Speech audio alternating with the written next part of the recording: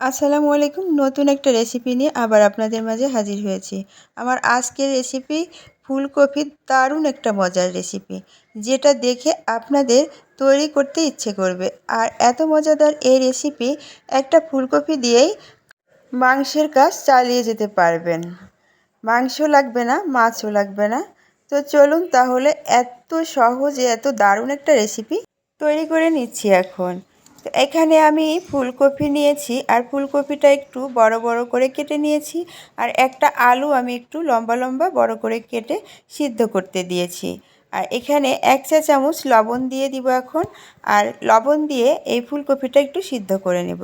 এ পর্যায়ে আমি চুলায় চলে যাচ্ছি, আর কড়াইয়ে একটা ডিম নিয়ে নিলাম। আর এই ডিমটা আমি একটু ভেজে নেব।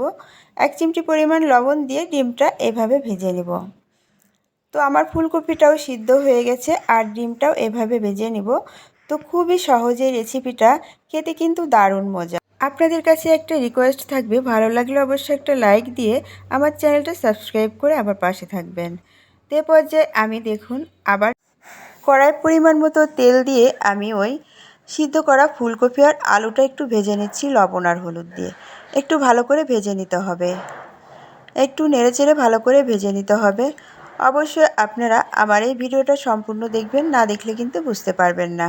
ফুলকপিটা ভেজে নিলে ফুলকপিগুলো কিন্তু ভাঙবেও না, আর তারপরে ফুলকপির স্বাদটাও কিন্তু একটু অন্যরকম হবে। আর এ পর্যায়ে দেখুন আমি কড়াইয়ে চলে আসছি, আবার তেল দিয়ে দিলাম। আর প্রয়োজনীয় সব ধরনের মশলা দিয়ে একটু একটু করে আমি মশলাটা ভেজে নিচ্ছি। আর মশলাটা কিন্তু অবশ্যই এই তরকারিতে কম দিতে হবে। তো এ পর্যায়ে আমি মশলার ভিতরে 2টা এলাচ আর সামান্য পরিমাণ দারচিনি দিয়ে দিলাম। দেখতে পাচ্ছেন, এটা দিয়ে এখন আমি একটু নেড়ে ভাজা ডিমটা দিয়ে নেড়ে নেব। এখন আমি একটু নেড়ে চেড়ে ভাজা ফুলকপিটা এর ভিতরে দিয়ে দেব। এ পর্যায়ে দেখুন এটা আমি ভালো করে নেড়ে নিচ্ছি।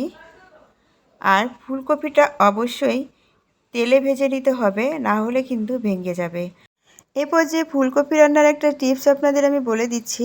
আপনি যদি ফুলকপিটা আস্ত রাখতে চান, তাহলে ফুলকপির ভিতরে একটু টক দই কিংবা মিষ্টি দই দিয়ে নেবেন, তাহলে কিন্তু ফুলকপি ভেঙে যাবে না।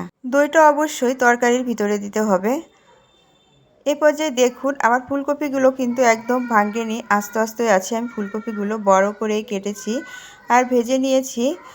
এই যে দেখতে পাচ্ছেন আমার ফুলকপিগুলো সম্পূর্ণ আস্ত আছে সবগুলো ফুলকপি। এ পর্যায়ে ভালো করে একটু নেড়ে চেড়ে পরিমাণ মতো পানি দিয়ে দিব। আর পানিটা একবারেই দিয়ে দিব, বেশি পানি দেওয়া যাবে না, কারণ এখানে ঝোলটা একটু পাতলা হবে। কারণ মশলাটা কিন্তু আমি বেশি দেই নাই, সামান্য মশলা দিয়েছি।